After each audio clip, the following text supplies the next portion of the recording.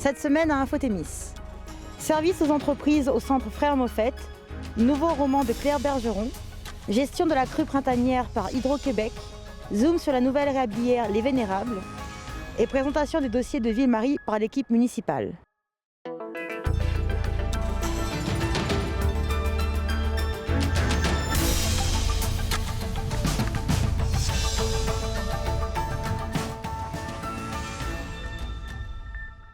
Bonjour à tous et à toutes. Pour commencer, Anne Gervais, conseillère pour les services aux entreprises du Témiscamingue au Centre Frères Moffett, nous parle de son rôle et des opportunités qu'elle offre. Bonjour, mon nom c'est Anne Gervais. Je suis conseillère pour les services aux entreprises du centre ici depuis 1 an. J'ai commencé l'an dernier au mois de mars. Alors, je viens de faire ma première année au service aux entreprises au Témiscamingue. Le service aux entreprises est surtout pour répondre en fait, aux entreprises qui ont besoin de formation.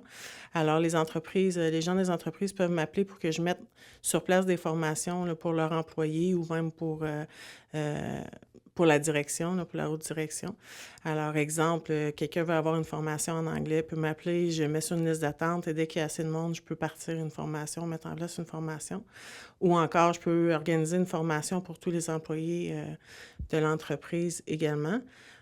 Ou on part tout bonnement des formations, quand on sait qu'il va y avoir une demande ou qu'il y a une demande, on part une formation, puis les gens peuvent s'inscrire, les gens de la communauté peuvent s'inscrire également aux formations. Tout le monde peut m'appeler, même les gens qui n'ont pas d'emploi ou les gens qui veulent changer d'emploi ou aller chercher des formations particulières ou ils veulent se spécialiser dans un domaine. Par exemple, quelqu'un qui veut suivre un cours de comptabilité peut m'appeler parce qu'il dit dans un futur, j'aimerais me partir une entreprise, j'aimerais me partir une petite entreprise, mais j'ai besoin d'un cours de comptabilité. Je vais mettre en place des formations là, de comptabilité pour les personnes. Fait que c'est pas obligé d'être les entreprises, ça peut être monsieur et madame tout le monde là, qui fait la demande là, pour une formation particulière. Actuellement, on débute vendredi, on débute la formation en soudure. Alors, c'est une formation qu'on a eue. On a eu une subvention du ministère pour offrir la formation en soudure gratuitement. C'est un 45 heures. Sinon, on donne formation maraîchère et en serre. On a eu plus de 70 demandes d'inscription. On avait 30 places. Il y a 34 personnes présentement qui font la formation. On a plus de 20 personnes sur la liste d'attente pour avoir une autre formation, et c'est Service Québec qui nous ont donné une subvention pour pouvoir offrir cette formation-là gratuite. Alors, c'est vraiment intéressant. On donne également survie en forêt. Les gens ont commencé samedi dernier. Ils sont 12 personnes. On avait 10 places, mais finalement, on a accepté 2 personnes de plus. Alors, samedi matin, ils faisaient de la théorie jusqu'à midi. Et à 1 heure l'après-midi, ils allaient dans la forêt pour se pratiquer si jamais ils devaient se perdre dans la forêt, comment se construire un abri et tout. Et la fin de semaine du 2-3 avril, ils vont aller passer une nuit en forêt seuls. Ils vont être 12 un peu partout dans le même coin, là, bien sûr, là, supervisés par un professeur. Puis ils vont passer la nuit seuls en forêt. Là, fait qu'ils doivent se construire chacun un abri, se construire, faire un feu, vraiment apprendre à se débrouiller en forêt seuls. Là. Fait que c'est intéressant. Puis là, il y a plein de formations qui s'en viennent, plein d'autres formations qui s'en viennent également. Là. J'ai des ententes avec l'UPA, le collectif agricole. Là. J'offre 6-7 formations avec eux. Là. Entretien de tracteurs agricoles, entretien de moissonneuses-batteuses, débroussaillage, abattage manuel, vraiment des choses spécifiques aux agriculteurs de la région. Fait que c'est une entente avec l'UPA qu'on a là, pour offrir de la formation. Là. Quand on n'offre pas une formation ici, bien, c'est possible qu'on puisse aller emprunter les formations dans les autres services aux entreprises de la région là, pour apporter les formations ici. Fait qu'on n'est pas limité à un nombre X de formations. Là. Tout est ouvert. Là. On a toute la possibilité d'offrir comme formation. Là. Bien, majoritairement, il y a toujours une partie théorique. Là. Il y a toujours une base à voir avant de faire la pratique. Souvent, c'est en alternance également. On a le cours de conduite de tracteur agricole. C'est vraiment plus de la pratique. On apprend par essai-erreur ou encore... mais il y a toujours une partie quand même théorique. Il y a toujours du matériel, des PowerPoint ou du matériel qui est remis aux participants.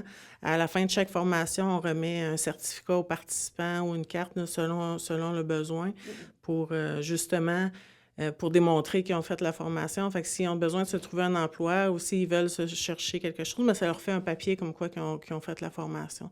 Fait qu'on remet tout le temps un document là, comme quoi qu'ils ont fait une formation. Là. On a le Facebook du Centre Frères Moffett. C'est important d'aller s'inscrire, là, d'aimer notre site Facebook parce que toutes les formations qui ont lieu, on les met là. On les affiche à cet endroit-là.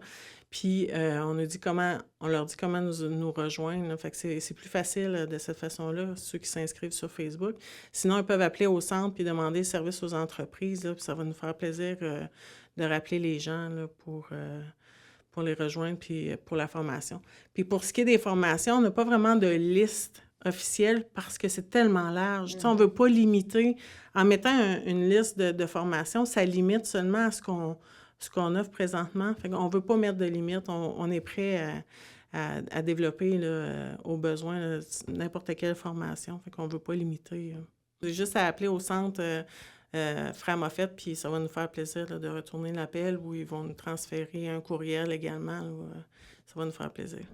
Le 9 mars dernier est paru le 11e roman de Claire Bergeron, Dans l'ombre de la Sainte Mafia, dont l'histoire est campée en Abitibi-Témiscamingue. Nous sommes aujourd'hui en compagnie de Claire Bergeron, écrivaine, qui, le 9 mars dernier, a sorti son 11e roman, Dans l'ombre de la Sainte Mafia. Comment ça va, Claire? Moi, ça va très bien, merci. Merci d'être avec nous.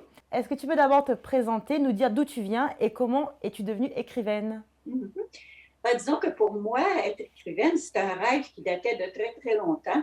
D'aussi loin que je remonte, là, quand j'étais toute petite à l'école, déjà, j'écrivais des petits romans, j'écrivais beaucoup de textes. Mais pour dire que je suis venue vraiment professionnellement à l'écriture, ça a pris du temps. Tu sais, la vie, comment c'est fait, là, tu sais, dans la vie, on veut réussir notre vie, on veut réussir dans la vie, puis, tu sais, il y a les enfants, toutes sortes de choses. Fait que finalement, quand j'ai pris ma retraite, à 62 ans, c'est à ce moment-là que j'ai décidé de commencer à écrire. C'est sûr que c'est un rêve immense, mais quand tu commences à écrire, tu n'es jamais certaine d'être publiée. Le premier roman, ça prend des fois un petit peu plus de temps. Mais finalement, j'ai fait mon premier salon du livre à 65 ans. D'accord. Où est-ce que c'était ton premier salon du livre, justement? Mon premier salon du livre, c'était très, très spécial. Je l'ai fait à Trois-Rivières le 27 mars. C'était la journée de mon 65e anniversaire de naissance. Un beau cadeau. Ça devait être spécial. Et tu es née où, Claire? Moi, je suis née, naturellement, je suis née en Abitibi. J'ai vécu en Abitibi jusqu'à l'âge de 45 ans. Je suis née à Hautier-Nord. J'ai grandi à Macamiec. Puis j'ai eu mes enfants. J'ai élevé mes enfants à Hautier, un petit village aussi de l'Abitibi. À travers de ça, je suis allée faire mon cours d'infirmière à Québec parce que je suis infirmière de profession. Je suis allée faire mon cours d'infirmière à Québec, puis je me suis mariée en Abitibi. Finalement, c'est à 45 ans, après un divorce, que je suis partie finalement vers Montréal. Mes enfants, ma fille était déjà à l'université, j'avais un fils qui était sur le point d'y entrer. Alors, à ce moment-là, c'est pour ça que je me suis venue m'installer dans la région de Montréal. D'accord, merci. Et donc, quelle est la procédure que tu suis quand tu écris un livre, notamment celui-là, le dernier? Est-ce que tu fais des recherches au préalable et comment tu te prépares? Pour celui-là, ça a été très, très spécial. C'est jamais vraiment... tu sais, j'ai quand même un ordre d'écriture, mais pour celui-là, c'était vraiment spécial parce que c'est un titre que j'avais dans la tête. J'avais entendu un reportage à un certain moment donné, un animateur qui parlait de l'Église catholique en la traitant de sainte mafia, entre guillemets. Ça m'avait très impressionnée. Moi, j'avais rajouté « Dans l'ombre de la sainte mafia ». Ce titre-là, il m'a trotté dans la tête pendant, je dirais, quelques années avant que je décide d'écrire, parce qu'il fallait que je trouve un angle. C'est pas vraiment évident. Là, c'est un sujet quand même délicat, toucher l'Église catholique à travers... Fait que finalement, à force de faire des recherches, puis je voulais aussi, parce que moi, j'ai des critères très importants, là, je veux que ce soit original. Fait que je cherchais un angle vraiment spécial pour l'aborder. Puis c'est comme ça que je suis tombée sur des religieuses qui avaient été abusées par des prêtres. Puis en lisant ces reportages-là, à ce moment-là, je me suis dit, voilà, c'est l'angle qu'il faut que je prenne pour écrire ce roman-là. D'accord. Et donc, est-ce que tu peux nous parler des personnages principaux, notamment la sœur Anne-Marie de Jésus, Eugène Duvernois et Laurent Dumas, et les contextualiser justement dans l'histoire? À partir du moment où c'est que tu as décidé de ton intrigue, mais là, c'est sûr que c'est une passion pour moi. Là, ça devient vraiment, vraiment intéressant de créer des personnages, de leur donner la vie, puis de concocter, moi je dis orchestrer mon intrigue finalement. Puis oui, c'est ça. Ben, c'était un petit peu difficile, les personnages. Ben, au départ, je voulais que ce soit une religieuse, là, que ce soit une religieuse. À travers les religieuses, que ce soit abusé. C'est comme ça que Sœur Anne-Marie de Jésus est venue à mon idée. Mais quand le roman commence, on est beaucoup d'années plus tôt. On est en 1917. Puis une autre religieuse là, qui est retrouvée morte, morte à flotte à la surface d'un lac. C'est très, très intriguant. Finalement, c'est jugé que c'est un accident. Mais il y a un avocat, justement, Jean Duvernois, comme vous venez de parler, qui était jeune avocat à l'époque. Oui. Lui, il y avait quand même des liens avec cette religieuse-là qui était retrouvée décédée. Puis lui, Eugène, il n'a pas cru à l'accident. Mais comme raison, c'était l'Église catholique, puis ses patrons, il était jeune à l'époque, ses patrons, ils ont conseillé de ne pas donner suite parce que sa carrière était en jeu, parce que quand tu t'attaquais à l'Église catholique, surtout à l'époque, même des années plus tard, en 1940, l'Église catholique, c'était intouchable. C'est sûr que là, il va laisser passer cet incident-là. C'est comme ça que 25 ans plus tard, en Abitibi, parce que là, j'ai un groupe de colons en 1917 qui sont partis s'établir en Abitibi. Puis là, c'est là que tu inventes des villages. Moi, j'ai inventé comme un petit village qui serait entre La Sarre et Macamic. Je voyais à peu près, mettons, comme Sainte-Claire de Colombo, dans ces coins-là. Puis là, tu installes tes personnages. Puis c'est comme ça que 25 ans plus tard, dans ce village-là, qui a été fondé par un prêtre vraiment extraordinaire, là, les prêtres défricheurs qu'il y avait à l'époque. Mais là, à ce moment-là, c'est là que Sœur Anne-Marie de Jésus va arriver presque en même temps, dans les mêmes jours qu'un prédicateur va être de passage dans la paroisse. Puis c'est là qu'il va se produire un autre drame qu'on ne dira pas parce qu'on ne veut pas révéler non plus l'intrigue. Bien sûr. C'est comme ça que mes personnages entrent un après l'autre. Moi, je trouve ça fascinant là, de créer des personnages. C'est vraiment un travail, c'est passionnant comme travail d'écrire. Merci. Est-ce que toucher à ces sujets, donc la religion et la place des femmes en société, est quelque chose de nouveau pour toi ou ça ressemble un peu à ce que tu avais déjà fait dans tes livres précédents? Non, ben les femmes, premièrement, la place des femmes dans la société, ça, c'est un des thèmes qui revient dans tous mes romans, parce que tous mes romans se passent avant les années 70, avant le fameux changement dans l'Église catholique. C'est sûr que la place des femmes, c'est très, très présent. La place de l'Église, ça l'est moins. Par contre, mon premier roman, Sous le manteau du silence, qui a été mon premier roman qui a lancé ma carrière d'écrivaine, finalement, ce premier roman-là, oui, il touchait aussi la religion catholique. Dans celui-là aussi, il y avait un drame comme ça là, qui se produisait avec un prêtre. Puis, après ça, dans les suivants, ben oui, j'ai touché la religion un peu, avec le crime de Sœur Marozana aussi, qui était un roman qui a touché la religion. À part de ça, la religion, ce n'est pas nécessairement un thème qui revient. Les principaux thèmes, moi, c'est vraiment la place des femmes puis la justice. L'injustice qui peuvent se produire, là, quel que soit le niveau, c'est des thèmes qui sont très, très récurrents dans mes romans. Et donc, tu me parles de justice. Justement, quelle était ton intention en écrivant ce bouquin? Quel était le message que tu voulais faire passer au lecteur? Tu sais, mettons, je vais dire, moi, quand j'écris, je vais rapporter des faits. C'est pas, je ne porte jamais de jugement. Mais par contre, tu sais, c'est à travers ce que c'est que je vais écrire que le lecteur va lui-même porter son propre jugement. Le message que je voulais lancer, c'est que je pense que finalement, aujourd'hui, les femmes se sont libérées de... Moi, j'ai participé à ça aussi parce que j'avais 20 ans dans les années 70, quand le clergé a tombé de son piédestal, qui a commencé, qui ont fermé l'enfer, puis ces choses-là. Puis, tu sais, les femmes, on a fait de grands pas, on a fait de grands acquis depuis ces années-là. Tu sais, moi, j'ai été privée d'aller à l'université parce que je demeurais en Abitibi. Puis à l'époque, il fallait passer par le cours classique. Moi, je voulais être médecin. Finalement, j'ai fait infirmière parce que je ne pouvais pas faire mon cours de médecine. Tandis que quand est arrivé le temps pour ma fille, elle, de s'instruire, bien, elle pouvait aller à l'université. Tout était ouvert. Donc, un peu le message que je veux lancer, qui est très important, c'est qu'aujourd'hui, oui, on a des acquis, mais il faut être prudent parce que c'est fragile. Au point de vue des femmes, les acquis sont toujours très, très fragiles. Et donc, c'était ton 11e roman qui est paru récemment. C'est un gros accomplissement. C'est quoi la prochaine étape? Est-ce que tu vas écrire un autre, déjà? C'est sûr. C'est sûr. À date, j'ai écrit depuis mon premier roman, Sous le manteau du silence, j'ai écrit un roman par année. Puis c'est quand même des grosses briques, là. C'est quand même, c'est parce que j'ai beaucoup, beaucoup de temps. Tu sais, des fois, je dis, je suis une vieille dame épanouie qui vit avec son chat et ses bouquins. C'est un peu ça, tu sais, j'ai beaucoup de temps à consacrer à l'écriture. Puis en plus, ce que c'est que je peux dire, c'est que c'est un grand rêve que je réalise, puis c'est une vraie passion. Là. Tu sais, je me lève tous les matins pressée d'aller retrouver mes personnages. Même des fois, j'ai l'impression là, tu sais, que mes personnages vivent avec moi tellement ils sont présents. Fait que non, la passion est encore là, puis ça va tellement bien. Oui, j'en ai un autre en cours d'écriture. Là, j'ai une nouvelle publication qui va être prête pour le printemps 2023. Tu travailles beaucoup, dis donc.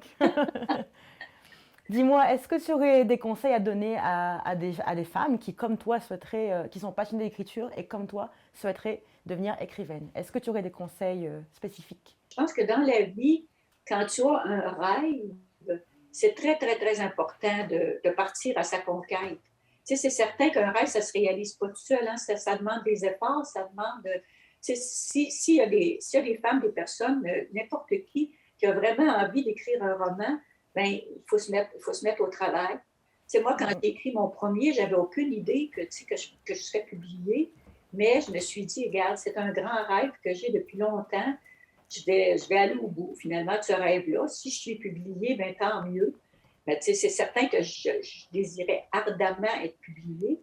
Puis par le fait que tu veux vraiment réaliser ton rêve, à ce moment-là, je pourrais dire, tu t'accroches à ton rêve, puis tu travailles en conséquence. Tu fais tous les efforts qu'il faut pour y parvenir. Fait que moi, je dirais, négligez pas les efforts. Si vous avez un rêve, allez vers votre rêve, puis cramponnez-vous à votre rêve, puis vous allez voir, il y a des surprises étonnantes dans la vie des fois, des rêves qui se réalisent. Merci Claire, c'est très inspirant. Merci d'être avec nous aujourd'hui pour cette entrevue. Bien, merci Charlotte, ça m'a fait un grand, grand plaisir.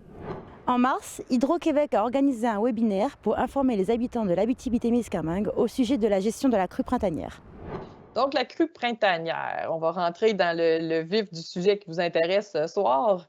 Alors, crue printanière, comme vous le savez, c'est le cocktail météo du printemps quand la neige va fondre. À cela s'ajoutent les précipitations. Donc, quand on parle de crue impactant le public, ça prend pas juste la fonte de la neige, mais ça prend des températures élevées pendant plusieurs jours consécutifs qui vont favoriser une fonte rapide. Parce que c'est vraiment la fonte rapide qui fait la crue. Si on a une fonte lente et progressive, tout se passe bien parce qu'on est capable de gérer cette eau-là tout doucement, on la laisse passer, puis il n'y a pas trop d'impact. Mais quand ça se passe rapidement, c'est là que les rivières se déchaînent, les niveaux montent et on va observer des inondations là, sur les rivières naturelles et sur le cours supérieur là, de la rivière des Outaouais. Alors, ça prend des températures élevées, puis quand on a des précipitations significatives, puis même quand on a les deux en même temps, des précipitations importantes en même temps que des températures élevées, là, la fonte de la neige, elle va pointer. C'est ce qu'on a observé en 2019 et en 2017. Mais les conditions de température et de précipitation, on les sait seulement quelques jours à l'avance. Il faut que les systèmes se développent, puis qu'on les voit, on les voit dans notre radar météo, puis on les suit pour savoir où ils vont aboutir. Pour le moment, ce qu'on fait dans nos prévisions, donc on a des quantités de neige au sol, donc un facteur très important qu'on considère absolument dans nos prévisions, mais on considère des précipitations dépasser le 7 jours de météo qu'on connaît, vous et moi. On prend des précipitations un peu moyennes étalées dans le temps, avec des températures moyennes étalées dans le temps, mais on sait très bien qu'un vrai printemps, ça ne se passe pas comme ça. Alors, je sais que vous êtes curieux, beaucoup de questions sur les quantités de neige au sol. Sûrement que vous êtes là sur le territoire et que vous observez par vous-même qu'on a des quantités de neige qui sont assez importantes cette année. Alors, je vous le confirme, on a la carte ici qui est sortie, donc la carte de mi-mars. En blanc, c'est les quantités moyennes, donc des quantités semblables c'est une moyenne, pour ceux qui sont curieux, c'est une moyenne des 30 dernières années.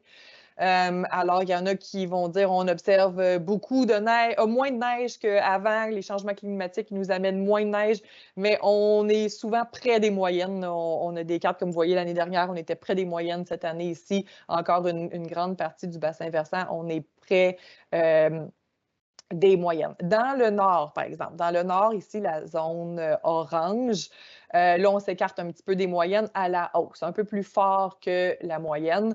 La zone la plus fortement ben oui, un dégradé de jaune étant, bon, un petit écart à la moyenne jusqu'à du orange un peu plus foncé, c'est un peu plus fortement en écart à la moyenne. Ici, on est à la tête de la rivière Gatineau. Donc, dans votre secteur, donc pour l'Abitibi, on a quand même, bon, on passe par toutes les couleurs.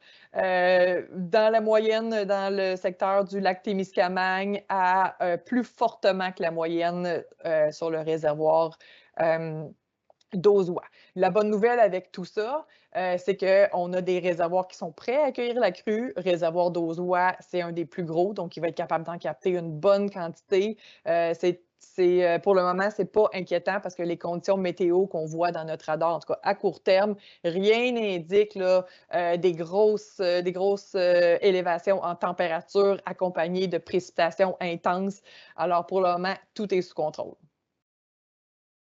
Je vous montre l'état de nos réservoirs. On a eu des questions à savoir si nos réservoirs étaient vidangés, s'ils étaient vidangés plus bas que d'habitude. Alors, je vous le montre exactement où on est rendu. Alors, c'est le même principe. Donc, graphique en vert étant la zone moyenne de vidange, les enveloppes maximum en noir en haut, minimum en dessous. La ligne mauve, c'est le volume de l'année dernière. L'année dernière, on voit la fonte, la crue hâtive, très hâtive, donc la fonte qui est largement devancée par rapport à la moyenne et un été qui a été particulièrement sec ici. Et la ligne bleue, c'est où on est maintenant. Donc maintenant, on est un petit peu plus bas que la moyenne, où on frôle la moyenne inférieure. Et on continue la vidange, je ne sais pas, terminé le Dauzois, la vidange du Dauzois est terminée. Rapide 7 se continue. Puis Rapide 2, c'est un très, très, très petit réservoir, mais la vidange commence cette semaine, ça va durer quelques jours à peine. Alors, la vidange de Rapide 2 est en cours. Je pense que ça a commencé aujourd'hui ou demain. Là, je suis plus certaine, mais donc, tout se passe bien. Le printemps n'est pas encore commencé, alors on a encore un petit peu de temps devant nous. Alors, pouvons-nous prévoir l'ampleur de la crue à l'avance? On reçoit beaucoup de questions. Qu'est-ce qu'on prévoit pour 2022? Qu'est-ce qu'on prévoit pour 2022? C'est vraiment très difficile à prévoir. C'est même impossible. Je veux dire, on ne peut pas le prévoir. On sait qu'on a une quantité de neige importante. C'est correct, elle est dans le nord, nos réservoirs sont là, dans la portion non régularisée du bassin versant. On a des quantités de neige moyenne, donc ça, c'est très rassurant. Mais il y a encore plein de facteurs qui restent à venir pour caractériser une crue, puis on ne les voit pas. Pour le moment, on ne voit rien de ça. Alors, on parle de température élevée, comme je vous le disais, plutôt température élevée. J'en ai pas encore dans mon radar. Je ne sais pas ce que le mois d'avril nous réserve. Des quantités cumulatives de précipitations mars à mai. L'année dernière, on n'a pas eu de précipitations. Alors, la crue, elle était très, très faible. Alors, les précipitations sont quand même un facteur très important là, dans le volume de crue on va avoir. Les événements de fortes précipitations qui vont accélérer la fonte de la neige, ça aussi, sont encore dans le futur. J'en vois pas venir pour le moment. J'en vois pas venir là, des événements provenant du Texas qui nous amènent de la chaleur puis beaucoup de pluie. Là. Il n'y en a pas dans notre radar là, à ce jour. Donc, rassurez-vous, on n'aura pas ça dans la prochaine semaine. Puis là, la trajectoire des systèmes.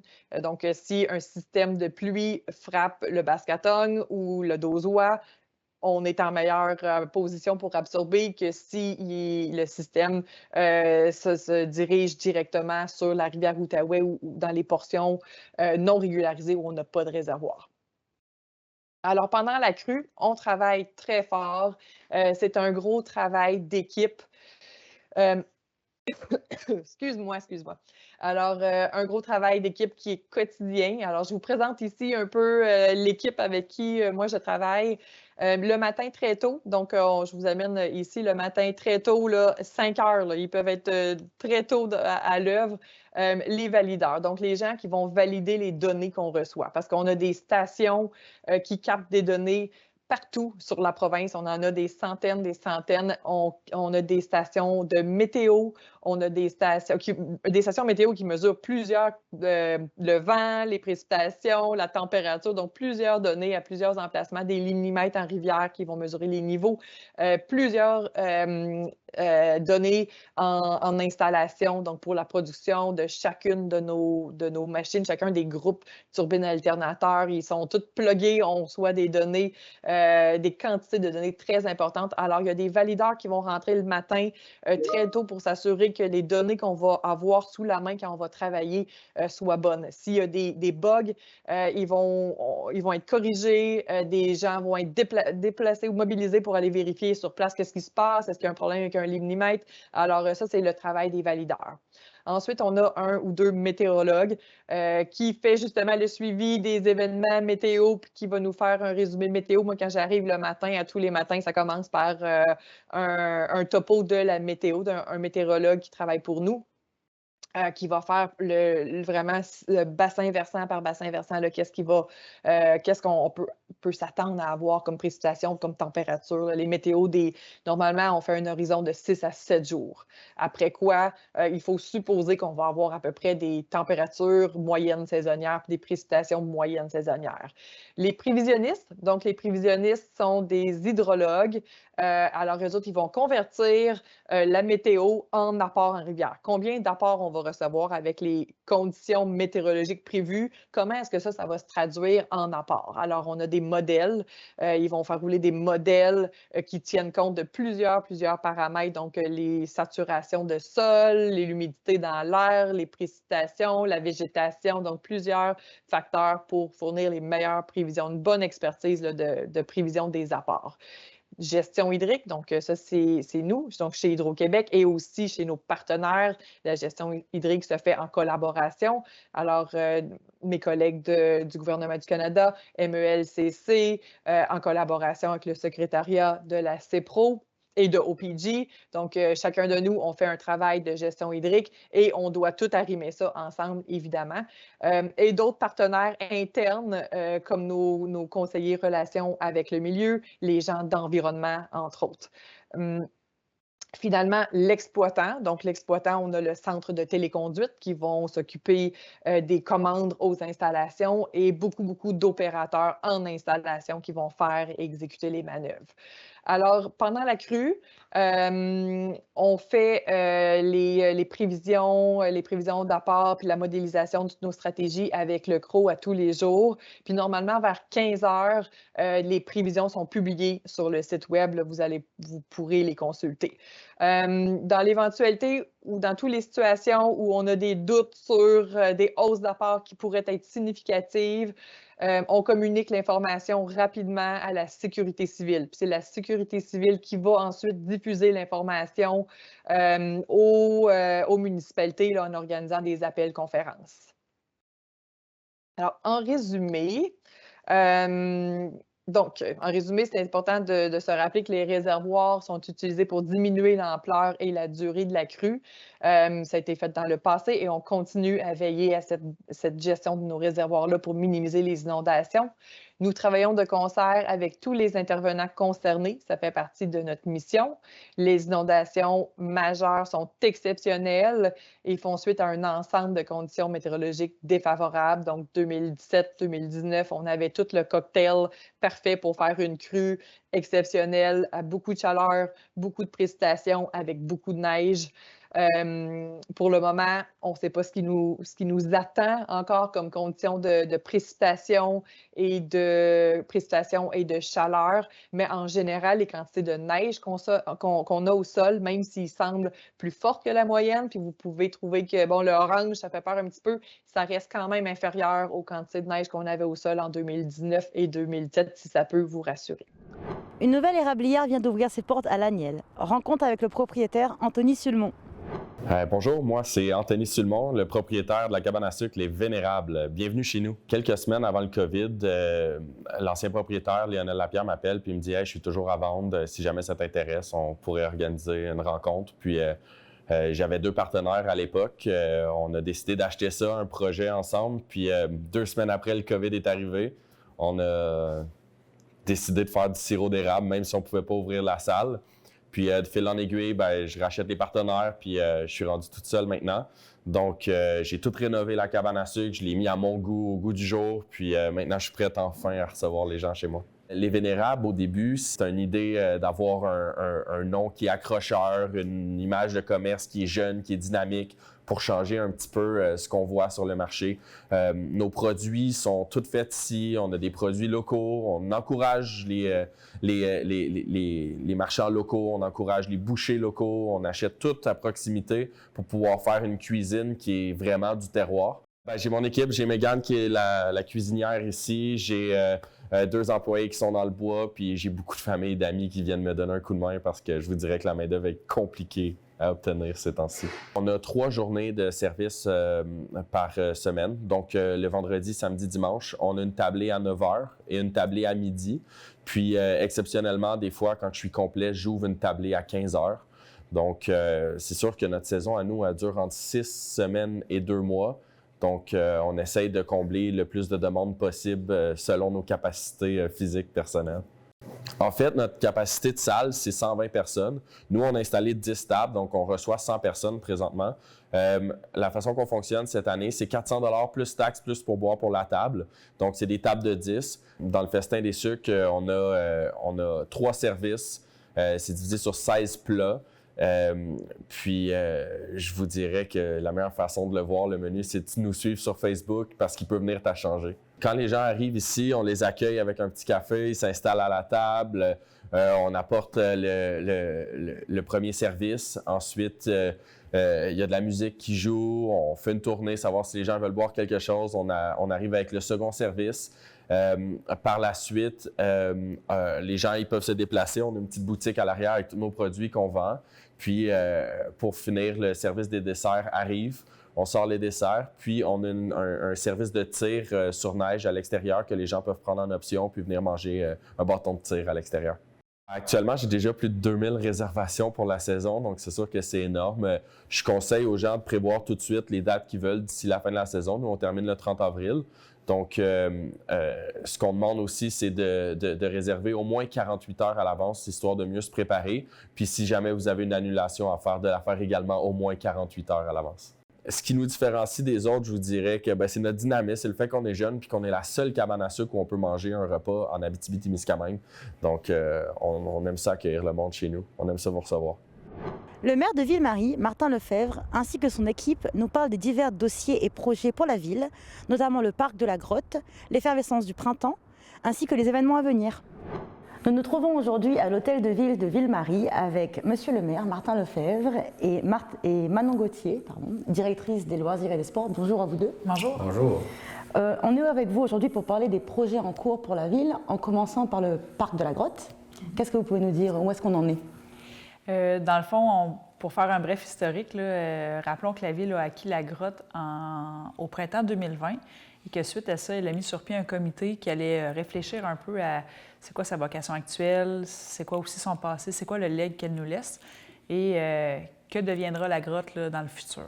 Donc, depuis 2020, ce comité-là travaille assez fort. En 2021, on a pris toute l'année pour mener 3 démarches. Donc, la démarche du carnet de santé. Dans le fond, on voulait faire un bilan de santé de la grotte, de son état physique et des environs.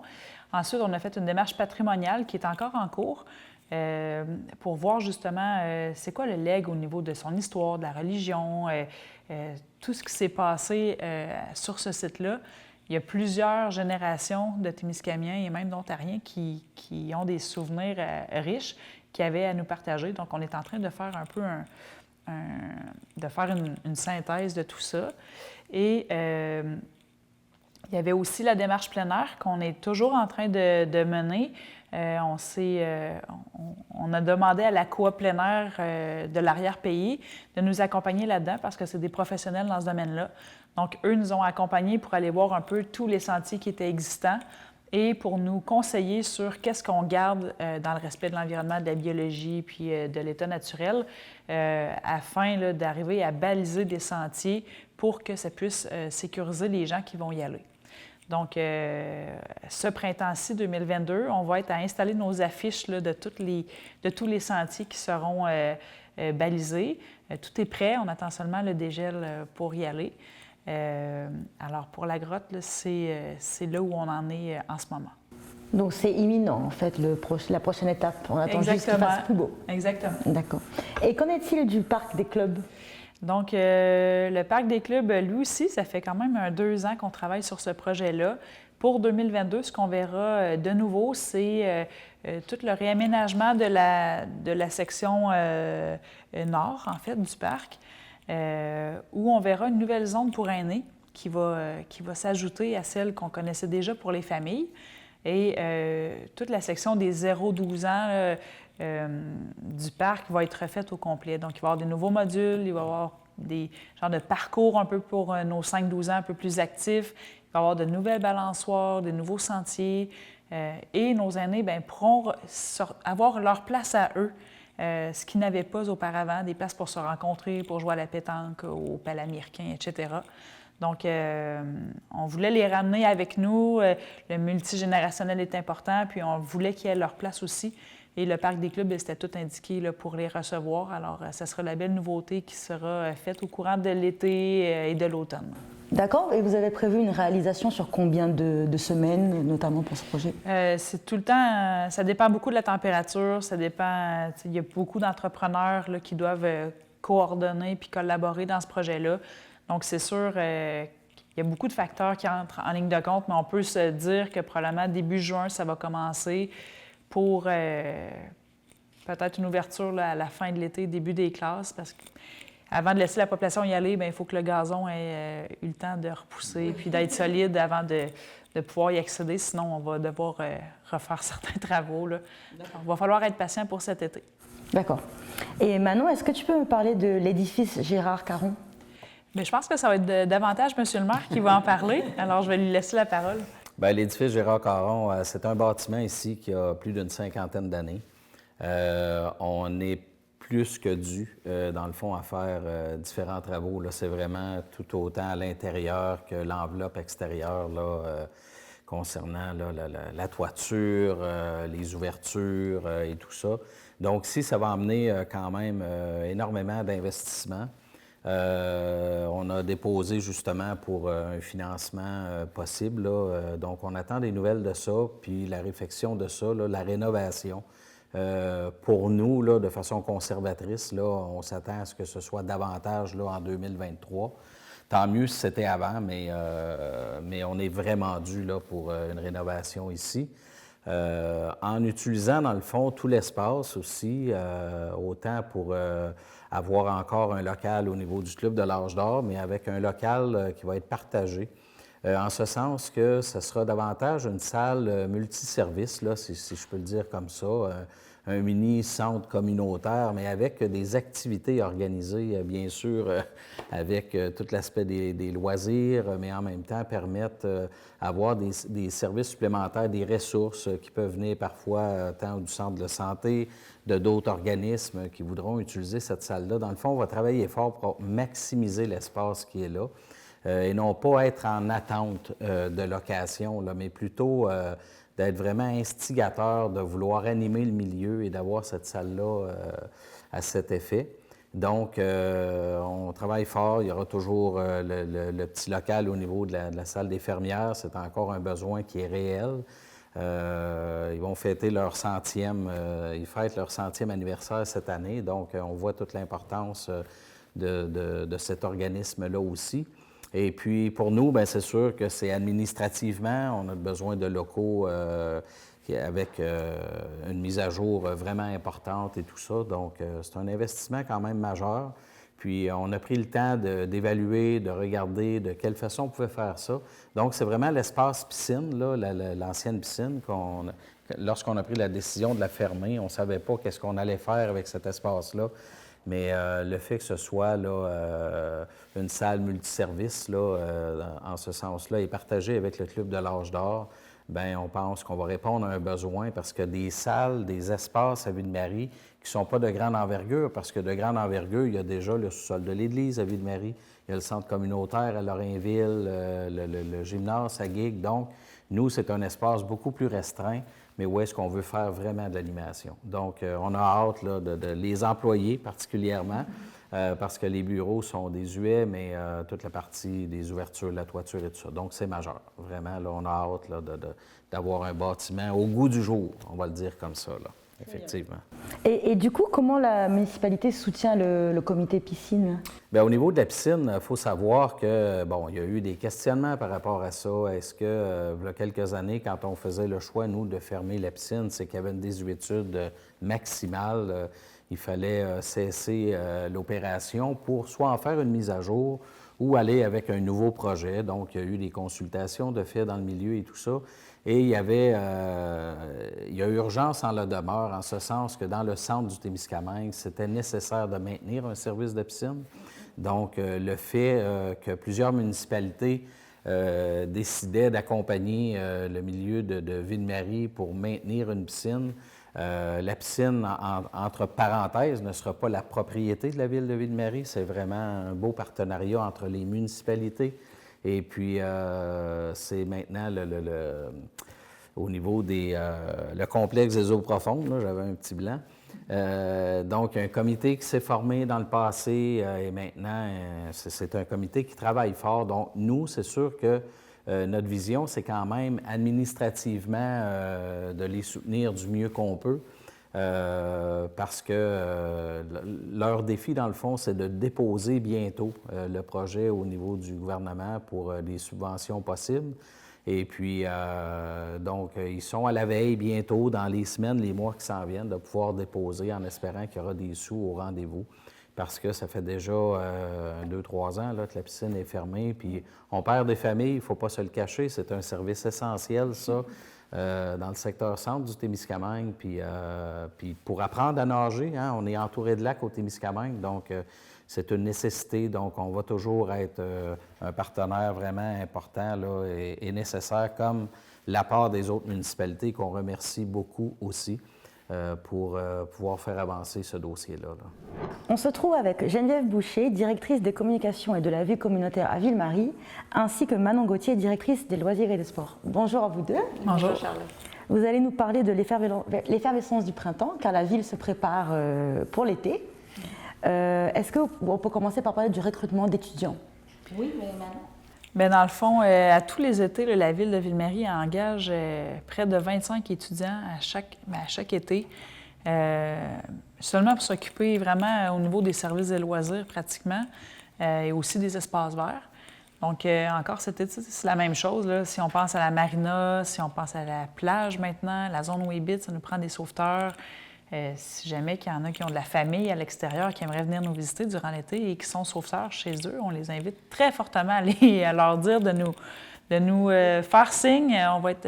On en a toujours de besoin. Ensuite, on a le camp de jour, encore une fois, qui engage 9 étudiants, la bibliothèque, etc. Donc, la période de recrutement se termine le 14 avril. Alors, s'il y en a qui ne se sont pas encore manifestés, on les invite à le faire. Ils peuvent visiter notre site web là, à la ville. Toutes les informations s'y retrouvent. Est-ce que vous cherchez des profils particuliers pour chaque job ou c'est plus ou moins les mêmes personnes? Bien, en fait, c'est des emplois étudiants. Donc, c'est certain que quelqu'un, animateur au camp de jour, il faut qu'il soit à l'aise avec des enfants, d'être un peu un clown, tout ça. Il y en a qui sont plus introvertis, vont préférer peut-être aller aux espaces verts ou aller comme préposé à la plage ou peu importe. Mais je pense qu'on a tellement d'offres d'emploi que ça peut satisfaire là, un peu tous les profils de jeunes. Puis, je trouve que les emplois étudiants, c'est un excellent moyen d'aller faire des mini-stages. Des fois, quand on a un doute de carrière, bien, profitez-en puis venez l'essayer, soit en service à la clientèle, soit en intervention. On peut penser avec les enfants, mais des fois, quand on a un petit doute de carrière, moi, je trouve que c'est une belle opportunité. C'est comme des stages d'été, en fait. Donc, saisissez l'opportunité de venir travailler pour nous cet été. Merci. Et donc, que devient le programme Une naissance, un arbre? Mais écoutez, on a annoncé depuis le 11, donc hier, hein, parce qu'on est le 12 aujourd'hui, le retour du programme. Donc, on revient un petit peu en arrière, vu qu'on a dû l'arrêter là, pendant 2 ans. Donc, on reprend aux enfants nés à partir de juin 2019 jusqu'à avril 2022. Donc, je pourrais vous dire que j'ai déjà plus d'une dizaine d'inscriptions là, en une journée. C'est un peu, c'est un peu étonnant. Donc, c'est ça. La particularité, par contre, avec le retour du programme, c'est qu'on a changé un petit peu la formule. Avant, on mettait un arbre par enfant. Victime du succès du programme, dans les dernières années, nous avons profité de la pause pour repenser un petit peu tout cela et en se disant, et en même temps en faisant un partenariat avec les envergeurs pour aller vraiment dans le sens de la sécurité alimentaire et tout ça, de mettre des arbres fruitiers sur le territoire de plus en plus. Donc, le programme se mêlait parfaitement avec ces objectifs-là. Donc, ça sera des arbres fruitiers, pommiers, pruniers, poiriers, groseilliers. Donc, dans le parc des aînés qui seront plantés pour les familles. Et c'est un arbre maintenant par famille. Donc, si les familles ont 3, 4 enfants, pas de problème. C'est qu'on va refaire la plaque de l'arbre et on rajoute les enfants chaque année. Quand il y en a un qui se rajoute, on va arrimer les petites plaques avec l'arbre choisi. Donc, c'est un petit peu... c'est ça la petite différence un petit peu, parce que on va manquer de place. Est-ce que les familles auront l'occasion de choisir leurs fruits? C'est-à-dire qu'ils donnent un choix, tu sais, de 1 à 4 là, dans leurs préférences. Évidemment que là, tu sais, les arbres fruitiers, on ne commande pas ça là, 2 semaines. Donc, il y a une sélection et on va essayer de respecter le plus possible le choix des familles, mais c'est ça. Très bien. Oui, voilà. Et dites-moi, qu'en est-il du jardin communautaire? Bien, le jardin est à sa 11e année, je crois. Donc, c'est encore un succès. Chaque année, on loue pratiquement tous les emplacements. Ça fait 2-3 fois qu'on agrandit le jardin depuis ses débuts. Donc, les inscriptions au public, là, les nouveaux là, qui voudraient des parcelles, ils peuvent aller immédiatement sur le site web, remplir le formulaire en ligne, là, demande de jardinet, mais nous traiterons les demandes à partir de mai, où là, ça va être vraiment la période d'inscription au public. Donc, surveiller nos réseaux sociaux, ça va paraître aussi dans le reflet, aller sur notre site web, bien sûr, pour toutes les informations concernant le jardin communautaire. C'est très complet. Ça va répondre à 99,9 % de tous vos questionnements sur le fonctionnement, quand est-ce qu'on peut rentrer, pas, tout ce qui est offert. Est-ce que vous recevez beaucoup d'inscriptions chaque année ou tu as une moyenne de... Écoutez, on a environ une quarantaine de jardiniers là, de différentes grandeurs. Je vous dirais qu'à 98 % on trouve preneur. Et les parcelles qui n'ont pas eu, les jardiniers qui sont dans le jardin s'occupent de faire une parcelle commune, on appelle. Donc, ils plantent des choses et à la fin de la saison, ils peuvent recueillir tout ça et se le séparer là, à ceux qui auront pris le temps de s'occuper de la dite parcelle. Donc, le jardin est complètement cultivé. Super. Est-ce que vous pouvez me parler maintenant du camp de jour ainsi que de la marina? Oui. Dans le fond, le camp de jour va être encore évidemment ouvert cet été aux enfants de Ville-Marie. Ça va nous faire plaisir là, d'accueillir les jeunes de 4 ans, ceux qui auront fait la maternelle 4 ans, jusqu'à 11 ans environ. Donc, encore 4 groupes d'âge cette année, encore une belle programmation qui s'en vient. Les inscriptions vont être au début mai, donc on a déjà des appels là, de parents qui veulent s'assurer d'avoir une place au camp de jour. Donc, soyez patients, on va faire la publicité quand ce sera le temps par les écoles, surtout par les écoles et par les différents moyens de communication de la ville, donc vous allez être au courant. Et ça va être encore cette semaine qui va débuter, si je ne me trompe, lundi le 27 juin jusqu'au 11-12 août environ. Donc, c'est ça. Pour la marina, pour la marina, la plage, la zone Webbit, c'est un peu pareil comme l'année passée. Pour la marina, on est déjà là, à 95 % complet pour cet été. Il ne reste que 6 emplacements de disponibles. Donc, s'il y en a qui avaient dans l'idée là, de venir être de louer un emplacement. C'est vraiment le temps d'y penser rapidement. Encore une fois, la plage va être ouverte cet été avec la zone Weebit qui a connu un grand succès l'année passée. Mais ça prend des sauveteurs. Alors, on est à la recherche active de sauveteurs pour compléter notre équipe. Une partie de l'équipe qui peut revenir de l'année passée, d'autres qui ont terminé leurs études et qui continuent vers plus un cheminement professionnel. Alors, c'est un petit peu ça pour la zone, pour le secteur de la plage et de la marina pour cet été.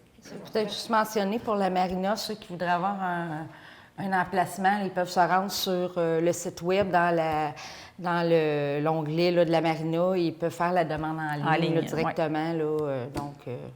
Et maintenant, on recevra ça directement dans sa boîte courriel et fera le suivi par la suite. On va maintenant parler culture et événements parce qu'on sait bien l'été arrive et les événements reprennent. Dieu merci. Est-ce qu'on peut commencer par parler de la lecture publique qui se fera le 20 avril? Première chose, là, on a changé de date.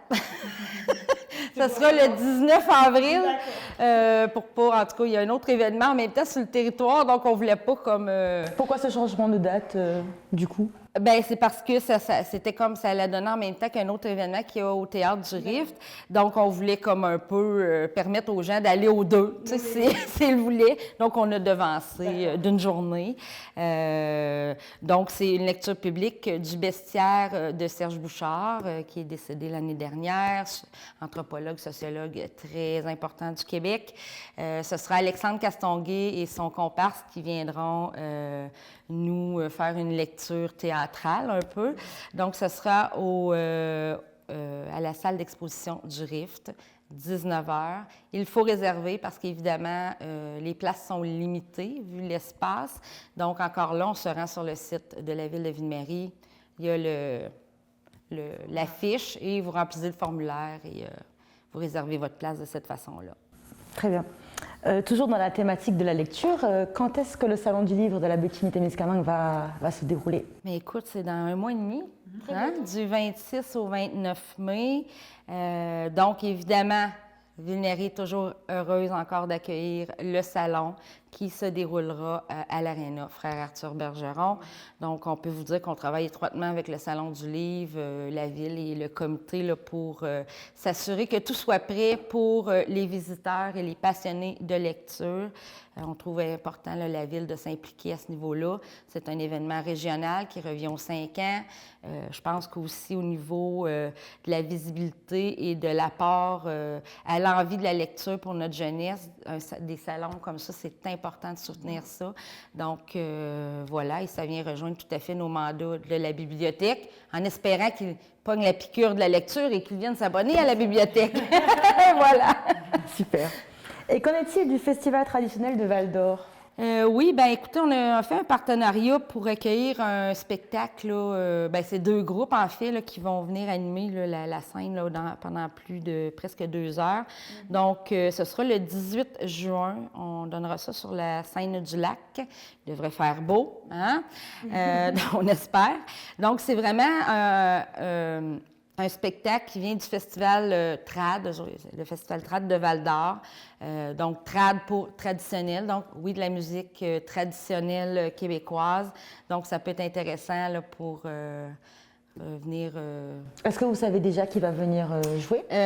J'ai les noms, là, mais je ne les ai pas ici, donc je n'avancerai pas, mais c'est 2 groupes qui vont nous donner une belle qualité de spectacle, là, aucun doute.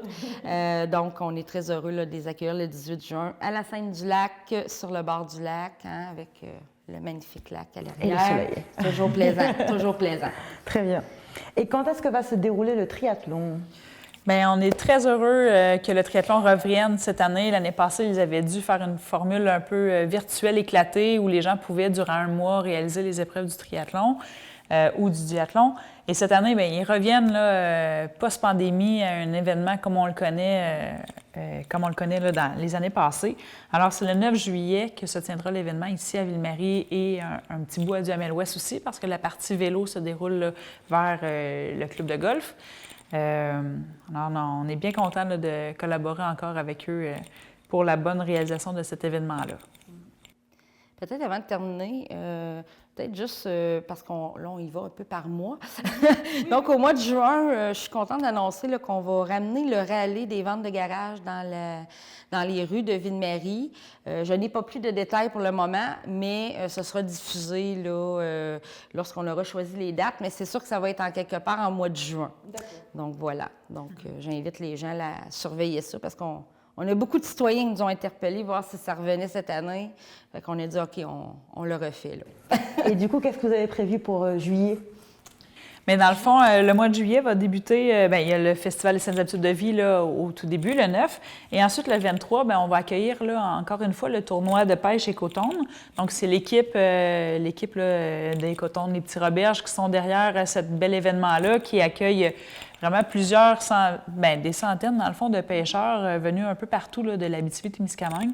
Et même un petit peu plus loin que ça. C'est quand même un tournoi important de pêche. Donc, le 23 juillet, le lac va être plein de pêcheurs. Ça ne sera pas le temps d'aller se baigner dans la baie de Ville-Marie. Et finalement, au mois d'août, c'est le retour là, de la foire gourmande. Très attendu, c'est ça, du 12 au 14 août. Donc, on est content qu'elle revienne encore aussi cette année. Là. C'est des beaux retours. On est comme excités là, que les festivals et les événements reprennent. Donc, c'est un événement d'envergure pour nous aussi, pour tout le Témiscamingue, cette foire-là. Alors, on est bien content qu'il soit de retour sur pied. Et du coup, pour résumer, vous pensez qu'on va retrouver un été témiscamien un peu comme avant cette année, avec tous ces événements qui sont prévus? Peut-on espérer beaucoup de sorties? Ici et ailleurs sur le territoire, parce qu'on le sait qu'il y a d'autres festivals là, qui reviennent, là, qui reprennent du colis cet été. Donc oui, ça va être une belle été. Merci, mesdames. On va ramener un peu de dynamisme dans la ville, là, ça va faire du bien. Puis je pense que les gens, peut-être, qui vont peut-être encore avoir un brin de folie un petit peu plus encore, vu qu'on était tellement... Après l'hiver qu'on a eu. Exactement. Merci beaucoup à vous deux. Ça fait plaisir. Martin Lefebvre, monsieur le maire, est-ce que vous pouvez nous parler du dossier regroupement et de la situation avec Duhamel West?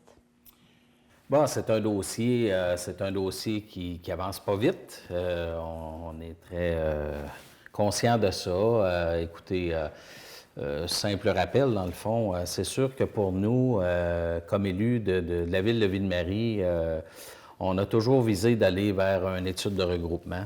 Dans le fond, pour maximiser nos ressources, les ressources humaines, les ressources matérielles, nos équipements et tout ça. Au Témiscamingue, je le dis, je l'ai déjà dit dans le passé, on est un grand territoire, on est plusieurs élus, mais on n'a pas une population si grande. On a des grands défis organisationnels, un défi de recrutement de personnel, comme on le vit tous au niveau des entreprises, dans nos petits commerces et tout ça. Donc, pour nous, l'étude de regroupement apporterait, en tout cas, je pense, de l'information supplémentaire avec des données à jour 2022 pour nous permettre ensuite, dans chacune de nos municipalités, de prendre les décisions. Parce que de faire une étude de regroupement, pour nous, ce n'était pas nécessairement de se regrouper, mais peut-être de redécouvrir un peu des particularités qu'on peut avoir dans chacun de nos milieux, de discuter ensemble de nos défis et tout ça. Et puis, bon, c'est sûr que sur les 4 municipalités qui étaient visées au départ, Lorrainville, Fabre et Ville-Marie allaient dans ce sens-là dans les derniers mois, là, en passant une résolution. Pour ce qui est du Duhamel-Ouest, eux, politiquement, ils refusent d'aller vers l'étude de regroupement. Maintenant, donc, on est à Ville-Marie et Duhamel-Ouest. Il ne faut pas se le cacher, ça fait plus de 100 ans qu'on partage le même milieu. On peut bien questionner l'appartenance, on peut questionner le coût de certains services et tout ça. Mais pour nous, on a l'impression vraiment que, étant donné qu'on partage le même milieu de vie, on trouvait ça important que Duhamel-Ouest, au niveau politique, puisse venir dans le même sens que nous avec Lorrainville et Fabre. Bon. Leur décision n'étant pas celle-là, nous, ce qu'on a fait dans les dernières semaines, on a interpellé le ministère des Affaires municipales parce que, dans le fond, à Duhamel-Ouest, ce qu'on voit bien, c'est qu'ils veulent poursuivre sur une entente. Pour nous, pourquoi des ententes, c'est pas si intéressant que ça? C'est que, dans le fond, des ententes, à tout moment, un des acteurs peut se retirer. Oui. Puis c'est souvent à renégocier, à revoir. Donc, c'est du temps qui est demandé à nos directions générales, à nos directions de services et tout ça. Puis, on se disait, bien, pourquoi pas aller vers l'étude? Donc, on a à Ville-Marie un besoin de vouloir aller vers une étude. Pour les élus de Duhamel-Ouest, c'est plutôt de poursuivre vers une entente. Alors, écoutez, moi, je me disais, il faut essayer de se rendre au premier but, là, bien qu'on ait entendu, que ce soit à la radio, à la télé et tout ça, à l'effet qu'il n'y avait pas de communication. Je peux vous confirmer qu'il y en a de la communication. Maintenant, elle n'est peut-être pas à la hauteur de ce qu'elle aurait pu être. Hein? Je le dis, je l'avoue. Mais maintenant, il y en a eu des rencontres. Là, hein? J'en ai eu, moi, avec le maire de Duhamel-Ouest. On en a eu dans le passé quand même 2 autres rencontres. Puis on voyait qu'on ne visait pas la même chose. Ouais. Donc, moi, et avec les élus de Ville-Marie, on a décidé d'aller à une autre étape, puis d'aller vers une demande d'une expertise qui pourrait venir nous aider là-dedans. Est-ce que cette personne-là qui viendra nous aider fera en sorte qu'on vivra des miracles, là?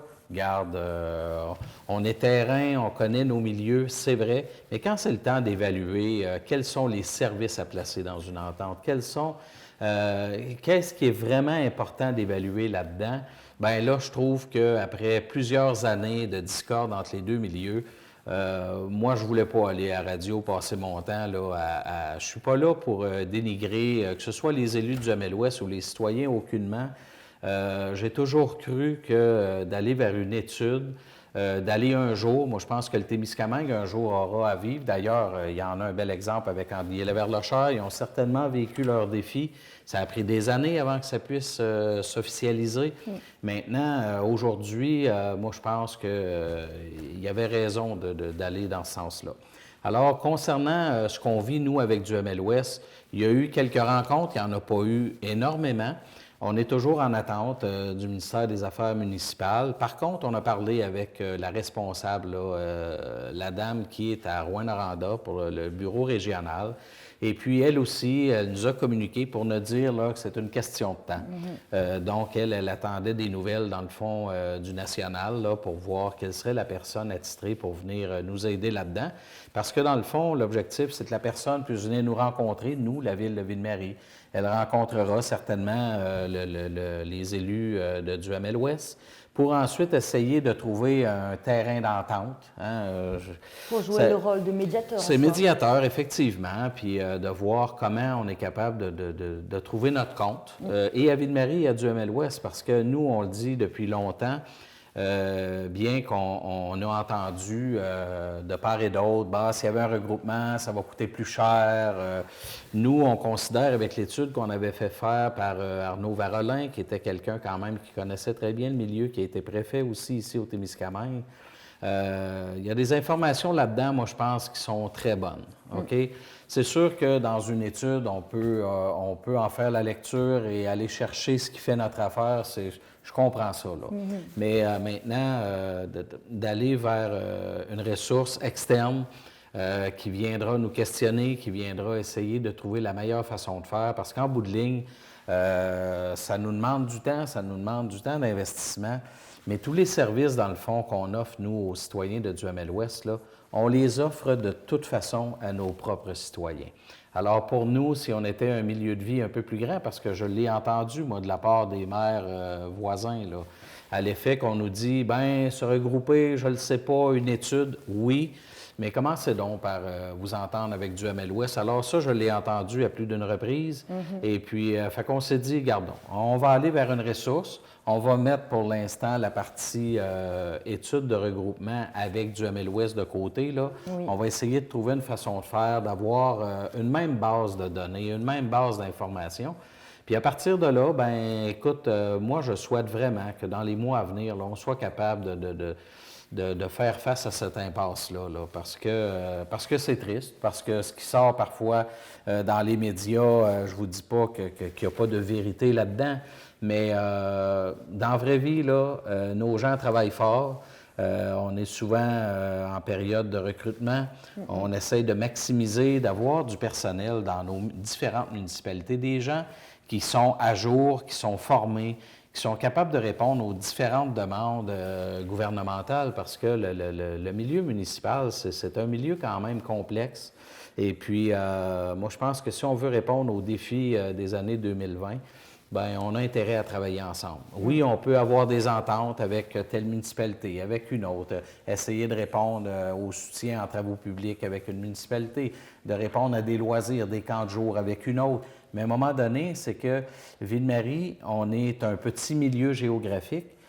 On est souvent interpellé pour aider. Puis en même temps, on a besoin, Ville-Marie, des municipalités voisines aussi, il ne faut pas se le cacher. Il y a beaucoup de gens des municipalités voisines qui viennent travailler à Ville-Marie, que ce soit au centre de santé ou ailleurs. Mais je continue à croire qu'un jour, on sera capable d'avoir un regroupement possible pour diminuer le stress organisationnel que nous vivons. Puis c'est vraiment important. Fait que pour moi, là, le dossier regroupement ou le dossier d'aller vers une étude, il y a un comité citoyen qui s'est formé il y a plusieurs mois. Ils sont allés chercher là, des individus dans chacune des municipalités. Puis moi, je me dis, le comité citoyen, ils travaillent à leur façon. Mais nous, politiquement, c'est vrai, il faut qu'on se parle, il faut qu'on essaie d'avancer avec du ML-Ouest. Puis c'est ce qu'on va tenter de faire là, dans les semaines qui s'en viennent. Merci. Est-ce que vous pourriez maintenant parler de la structure administrative de la ville?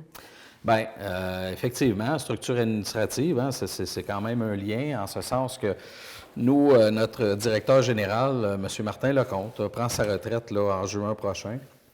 Ça fait plus de 8 ans qu'il travaille pour la ville de Ville-Marie. C'est quelqu'un qui a quand même un bagage vraiment intéressant. Et puis, c'est un départ, comme dans toute municipalité, quand il y a le départ d'une direction générale, là, c'est la personne leader, autant dans le personnel administratif que le lien fort avec les élus. Donc, heureusement, on avait quand même une direction générale adjointe qui est ici depuis quelques années. Donc, c'est vraiment Karine Demers, qui va relever le défi à partir de la mi-juin, lorsque Martin quittera. Et puis, donc, on devait ouvrir le poste de Karine, puis ça ne court pas aux portes là, d'aller sur ces postes-là, c'est clair, là. Et on a trouvé une personne, là, je pense, qui va répondre adéquatement là, aux besoins auxquels on a. Donc, qui viendra épauler Karine. Cette personne-là qui arrivera là, début mai, parce qu'on veut faire un peu là, le partage des dossiers et tout ça. C'est Mme Maude Bergeron, dans le fond, qui a une bonne formation et expérience au niveau de la comptabilité, qui travaille quand même, je pense, avec certaines municipalités parfois ou avec des entreprises. Donc, on a une personne là qui sera vraiment intéressante avec laquelle, c'est une personne qu'on va accompagner de la meilleure façon, là. Fait que ça, pour ça, on se considère chanceux, mais en même temps, c'est des défis énormes, effectivement. Très bien. Et au niveau de la nouvelle, il y a une nouvelle responsable biblio. Qui Oui. est-elle? Oui, Mme Christine Drouin, là aussi. Donc, on avait un départ d'une personne qui allait sur un autre poste, sur une autre possibilité, donc ici à Ville-Marie. Donc, il fallait remplacer parce que la partie bibliothèque, c'est une partie qui est vraiment importante, hein, tout l'aspect de la lecture, d'avoir des espaces ouverts dans des périodes pour nos citoyens, faire en sorte là, qu'on soit capable d'offrir ce service-là de livres possible, puis d'être capable d'avoir une personne qui est capable de répondre à des questions, qui est capable soit de faire des commandes tout dans le réseau biblio, en tout cas d'être une personne ressource importante, parce que ça fait des années quand même qu'on est en partenariat aussi avec la commission scolaire, entre autres. Puis à ce moment-là, on a eu à trouver quelqu'un, puis on est vraiment fiers, vraiment. Depuis quand elle a-t-elle pris le poste? Bien, ça fait quelques mois, puis elle est bien accompagnée justement par notre directrice avec Geneviève, là, que vous avez vu tantôt. Là. Donc, pour prendre bien les guides, voir un peu quel est le passé, le présent et vers où on veut aller, donc avec l'aspect bibliothèque. Donc, on est bien content. Et pour finir, quels sont les postes qui sont présentement affichés? Bien, dans les postes, on a un poste de direction adjointe là, au niveau des travaux publics qui viendra supporter notre directeur actuel, M. Pierre Rivard. Donc, toute la partie urbanisme, c'est toujours une difficulté dans plusieurs de nos milieux. Parce que quand on a à faire de l'analyse de terrain, la vente de terrain, répondre aux questions des citoyens par rapport à des particularités qu'ils peuvent avoir dans leur situation actuelle, ici à Ville-Marie, Sur la réglementation, parfois, oui, nos directions générales ont parfois à le faire, mais avec nos directions, c'est vraiment un rôle vraiment important parce que, oui, on a du résidentiel à Ville-Marie, on a plusieurs entreprises aussi. Puis on a souvent à répondre à des questions, à interpeller soit des bureaux gouvernementaux et tout ça. Donc, c'est un poste important. C'est ouvert, ça fait plusieurs semaines. C'est difficile à trouver, à recruter. Parfois, souvent, dans nos municipalités, on met une description de tâche, un peu comme étant la personne idéale qu'on aimerait avoir. Ça, je pense que c'est de bonne guerre, mais c'est sûr que ça nous demande quand même de se dire, bien, si on est capable de trouver quelqu'un qui est capable de répondre à quelques tâches à travers tout ça, bien, pour le reste, là, on repartagera, on regardera comment on peut former la personne, là, mais on a hâte d'avoir cette personne-là, surtout qu'on est au printemps, où est-ce que là, c'est l'effervescence, là, énormément, là. Est-ce que vous avez déjà reçu de nombreuses candidatures? Non, pas vraiment. Là, écoutez, nous, là, on a prolongé l'appel de candidature, puis on espère pouvoir trouver quelqu'un dans les semaines qui s'en viennent pour pouvoir épauler Pierre dans son travail et la partie administrative là, qui est toujours reliée à ce poste-là. D'accord. Ouais. Est-ce que vous pouvez conclure en me parlant de la vente de terrain à Ville-Marie? Bien, écoutez, c'est sûr que la pandémie a amené des coûts incroyables là, au niveau de la construction, dans les matériaux, dans les commandes. C'est long hein, quand on a à commander du matériel et tout ça. Et les coûts, c'est rendu très cher quand même. Et malgré ça, on est chanceux, je vous le dis. Là, on est dans une période présentement, ça faisait plusieurs années qu'à Ville-Marie, on n'avait pas vécu des ventes de terrain aussi importantes. Fait que c'est une bonne nouvelle, c'est intéressant, autant dans le résidentiel, construction de duplex, multilogements. Il y a des besoins, hein, on en a dans la plupart de nos municipalités. Il y a un manque d'hébergement au Témiscamingue. Et puis là, à Ville-Marie, bien, on vend nos terrains, mais la difficulté auquel on fait face, c'est qu'on est en train de manquer de terrain qui appartenait à la ville. Donc, à ce moment-là, ça nous amène avec le comité d'urbanisme, avec nos élus, à regarder vraiment pour aller un peu plus loin puis voir de quelle façon on peut développer, parce qu'on a encore 3 secteurs possibles qu'on peut développer dans la ville. Donc, c'est un exercice qu'on va faire dans les jours, là, les semaines qui s'en viennent. Quels sont ces 3 secteurs, si je peux... Bien, c'est le secteur, dans le fond, il y a 3 secteurs, puis il n'y a pas de décision de prise. Là, autant dans le secteur sud, là, à la sortie vers Fabre, il y aura un secteur là, qu'on pourrait développer des choses là. L'autre côté de l'hôpital, du centre de santé, donc l'autre bord du pont, là, il y a encore une possibilité de développer peut-être 1 ou 2 rues. Là. Il y a comme des bouts qui sont déjà là. On est en train d'analyser tout ça, là. Et puis, il y a toujours en arrière du Provigo, le champ qui est là. C'est sûr que ça, c'est un terrain, bon, l'année dernière et pour pour l'été qui arrive, là, c'est devenu un champ de pratique là, avec une petite entreprise, avec deux gars là, qui ont décidé de se lancer puis de se dire, bien, c'est un manque, ça, dans le secteur centre. Donc, c'est sûr qu'on leur a permis l'année passée, on leur permet encore là. Puis, je ne suis pas en train d'annoncer que ça sera la fin à la fin de l'été 2022, aucunement. Je fais simplement dire que ce sont les 3 secteurs là, qui peuvent être visés pour le développement. Ce qui semble être priorisé, là, mais on verra, là, c'est peut-être plus au niveau du centre de santé là, dans ce secteur-là, parce qu'il y a déjà des bouts de rue qui sont là, mais il y a des services à développer. C'est quand même, ça va assez vite hein, dans les coûts, là. Au niveau des services pour apporter l'eau, les tuyaux d'égout et tout ça. Là. Donc, mais là, on est rendu à un exercice où est-ce que si on veut avoir un développement qui puisse se faire dans l'un de ces 3 secteurs-là, je vous dis, ça prend 1 an et demi, 2 ans avant d'aboutir à un projet final. Là. Donc, il est vraiment temps qu'on s'attarde à ça parce que nos ventes de terrain vont très bien. Mais c'est le défi, c'est qu'on est en train de manquer d'espace là, pour les besoins qu'on a. Là. C'est donc devenu une priorité pour la ville, du coup? C'est vraiment une priorité. On s'est dit ça depuis quelques mois. Faut aller... Bien, puis pourquoi juste depuis quelques mois? Parce que, je vous le dis, depuis la période des fêtes, là, on peut avoir vendu facilement là, 6, 7, 8 terrains. On est très limité à l'intérieur de la ville, peu de terrains demeuraient là. Donc, ça là-dessus, ça va très bien. Mais en même temps, ça amène des devoirs aux travaux publics. Quand on parlait d'employés tantôt, de combler le poste là, au niveau de la partie urbaniste et tout ça, donc quand il nous manque cette personne-là, ça veut dire que ça amène du travail supplémentaire aux autres personnes autour, là. Et puis, mais c'est un beau problème, là. Regardez, on va travailler fort pour amener du développement, continuer d'attirer des familles, puis faire en sorte là, qu'on soit capable de répondre le plus adéquatement, puis dans une période la plus courte, à différents besoins là, avec les entrepreneurs. C'est vraiment important parce qu'on manque vraiment de loyers, d'endroits pour accueillir, parce que la partie immigrante, tu sais, il y a beaucoup de gens qui viennent travailler de l'extérieur maintenant. Et puis, les gens prennent leur retraite, ils laissent un emploi, mais conservent leur maison, heureusement, ils ne déménagent pas. Oui. Mais le défi que ça apporte, c'est que ça ne libère pas des espaces pour demeurer là.